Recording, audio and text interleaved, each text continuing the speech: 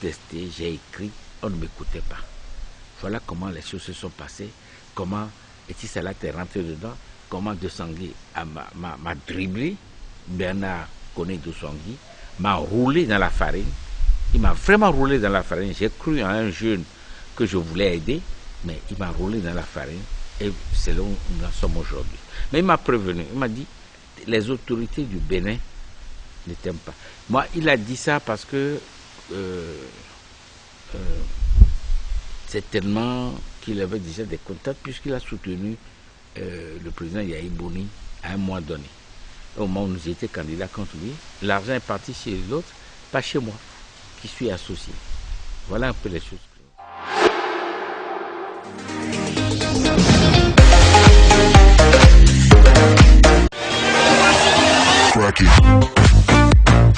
Je vous dis, moi je ne le connaissais pas, j'étais tranquille chez moi quand il a forcé le portail pour dire qu'il veut venir voir le ministre.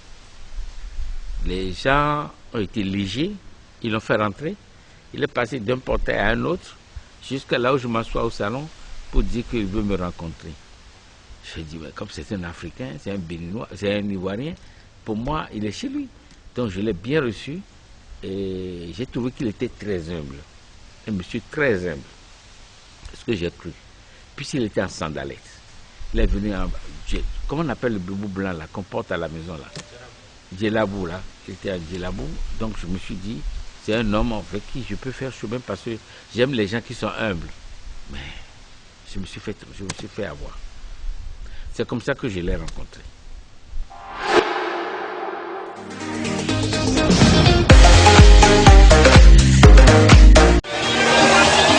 Il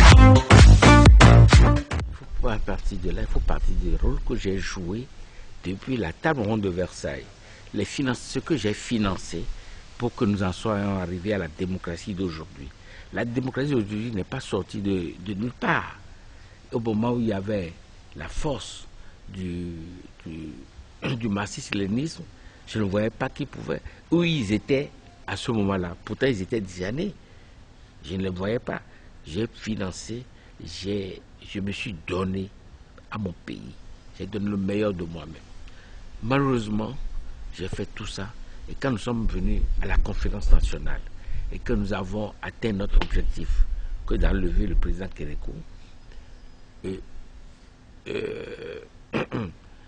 nous avons eu, les premières élections que nous avons eues, c'était les élections législatives. Et quand nous avons gagné les élections législatives, j'ai été élu député à l'Assemblée nationale. J'ai été un des rares, pour ne pas dire le seul. Après, par la suite, j'ai appris que le président Mbedi avait aussi voulu moi laisser. Je ne sais pas s'il l'a fait, mais toujours dit que moi, je l'ai fait. Je l'ai fait connaître. J'ai dit, je ne prends pas un salaire de député pendant les 4 ans. Je n'ai pas pris. Parce que c'était combien? C'était 300 ou 400 000 francs CFA. Je n'ai pas voulu prendre. Ce n'est pas parce que j'en avais beaucoup. Ceux qui en ont veulent toujours récupérer. Mais moi, je ne voulais pas parce que je me suis dit, si on a fait toute cette lutte à l'étranger, avec paix à son âme, les Idelphos Lemon, des gens émérites, des gens qui se sont battus, Moïse Messan et autres, si on a fait toute cette lutte pour amener la démocratie chez nous, c'est parce que nous avons un sentiment, un amour pour notre patrie, pour notre pays. Donc, je n'ai pas voulu, franchement, faire la confusion pour récupérer des salaires. J'ai demandé que l'argent soit mis à disposition des femmes ou des jeunes pour que l'État puisse les aider. C'est ce que j'ai voulu faire, premièrement. Deuxièmement, je pense que je me suis suffisamment donné à mon pays à un moment où le pays en avait besoin pour que je ne puisse pas aller discuter de miettes avec. Et quand vous avez fait allusion tout à l'heure à l'affaire de ACPUE, où d'abord, c'est quand je suis devenu ministre du Commerce que, en tant que ministre du Commerce, j'ai présidé à cette réunion du Conseil des ministres ACPUE qui s'est tenu à Bruxelles plusieurs fois. Mais l'accord de Cotonou après l'accord de Lomé, je me suis battu pour que l'accord vienne à Cotonou. Ça devait aller aux îles Fidji. Ils ont fait un coup d'État là-bas. Et le président Yadema, paix à son âme, voulait que ce soit à Lomé. J'ai dit, président, et si vous permettez, avec tout le respect que je vous dois. Et je sais que ce qu'on me proposait pour ça, depuis Bruxelles, des gens faisaient la navette en Lomé et Bruxelles pour que je puisse lâcher. J'ai dit non, je ne lâche pas. Je préfère que cet honneur, si ça quitte le Togo, que ça vienne. Si ça quitte Lomé, que ça vienne à Cotonou. Et je lui ai expliqué. Il m'a appelé. Il m'a pas supplié, mais il m'a demandé. Il m'a dit que le président Kérékou, disait que c'est moi qui m'entête, que c'est moi. Bon, lui comme c'est général entre eux là, il a du respect pour le président Yadema et je considère qu'il ne veut pas se mettre en face. Il a mis mon nom. Et que c'est Séverin Diovi qui s'entêtait pour que l'accord de Cotonou se fasse à Cotonou. L'accord arrive à Cotonou au lieu d'aller à Lomé. Bon.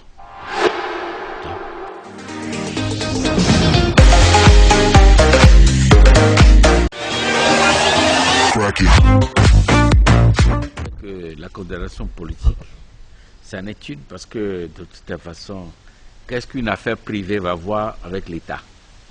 Parce qu'on ne veut plus que Séverin Diovi revienne au Bénin pour des raisons certainement que j'ignore, probablement par rapport aux échéances de 2021, mais aussi et surtout par rapport à mon soutien éventuel à d'autres personnes,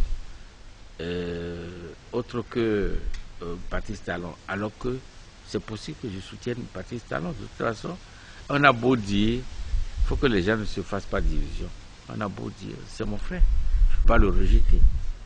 Vous comprenez, je ne peux pas le rejeter. Mais même s'il me veut du mal, et il pense qu'il doit me nuire. Et il ne sait pas comment nous en sommes arrivés là. Parce qu'il n'a fait que profiter des choses. Mais il faut qu'il sache que ça ne se fait pas ce qu'il est en train de faire.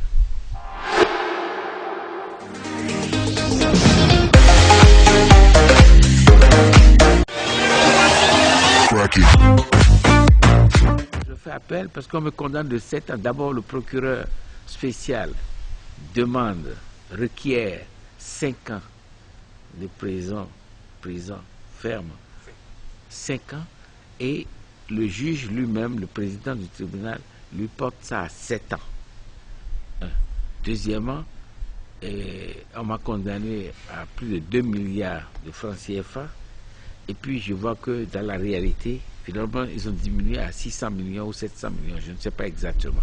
Donc les choses varient tellement selon je ne sais pas quels critères, mais toujours est-il qu'aujourd'hui, je suis livré à moi-même et je me retrouve ici, dans cet endroit, et alors que dans la réalité, j'ai essayé de vivre ma vie politique de façon exemplaire.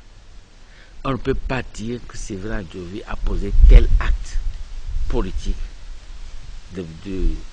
pour nuire au développement de notre pays, mais pour faire quelque chose contre le développement de notre pays. Je n'ai pas escroqué, je n'ai rien fait, je n'ai pas pris même de l'argent de l'État dans ma poche. Tout ce que j'ai réalisé dans ma vie, je les ai réalisés avant d'entrer en politique en 90.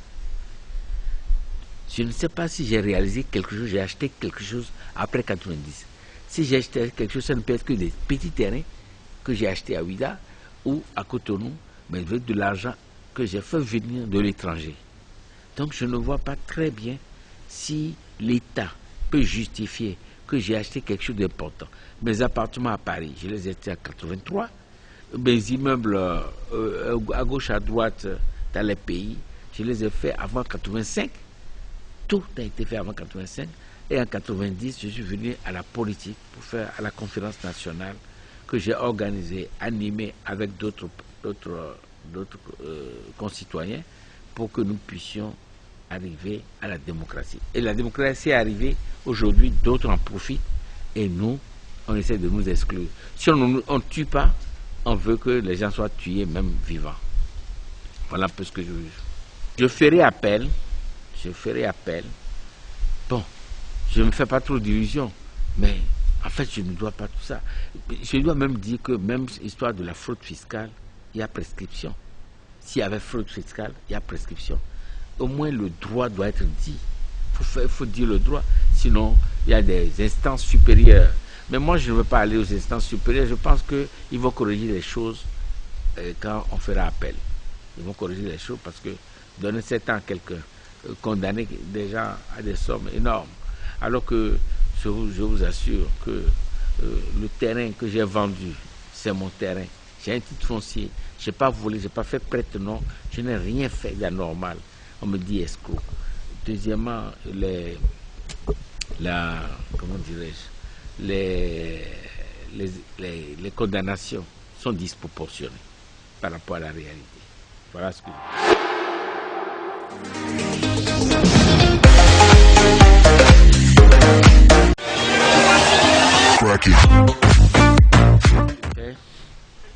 c'est pour dire simplement que, avant de parler de mots de fin, je dois parler d'abord de comment notre pays marche. Déjà en 2006, lorsque Atlantique Télécom a été condamné, l'État béninois a pris des dispositions par son ministre, son garde des Sceaux, a écrit à toutes les banques de ne pas exécuter la décision contre Atlantique Télécom. Vous voyez déjà, ils ont pris position. C'était au temps du président Yahi Boni. Et je ne sais pas, ils étaient déjà amis avec le président Talon. Donc, je ne sais pas qui a fait, qui n'a pas fait. Toujours est-il que j'ai été lésé, on m'a trouillandé, l'État m'a trouillandé dans cette affaire. C'est-à-dire qu'on devait exécuter des décisions contre Atlantique Télécom. On l'aurait fait à ce moment-là, on n'en serait plus là.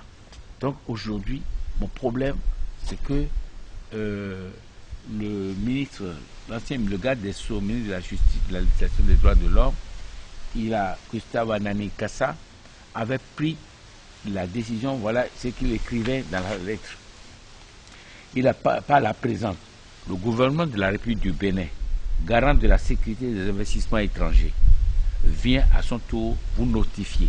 Après que j'ai notifié aux banques qu'on doit faire des saisies sur les comptes d'Atlantique Télécom, lui, il écrit en tant que garde des Sceaux aux banques pour dire que la mise en œuvre de cette décision risque de compromettre dangereusement l'avenir de la société de Télécel.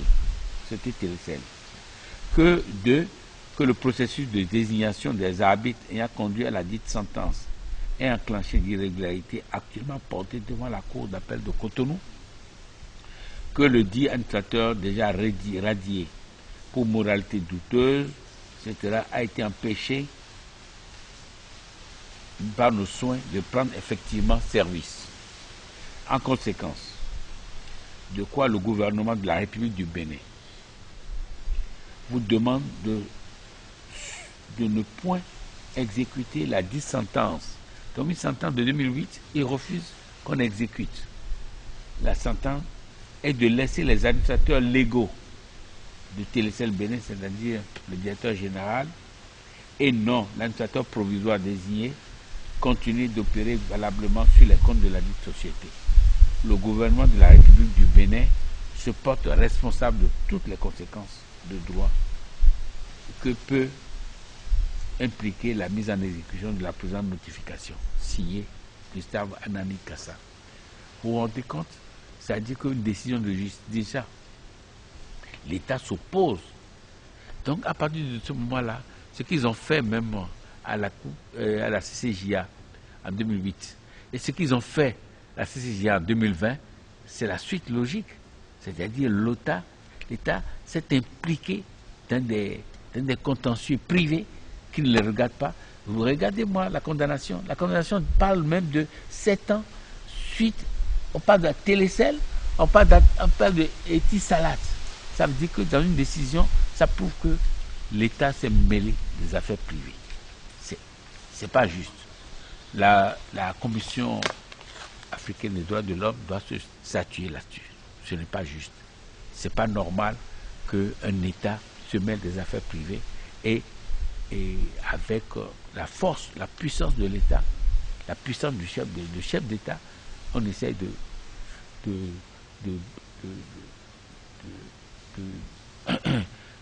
d'escroquer en fait un citoyen.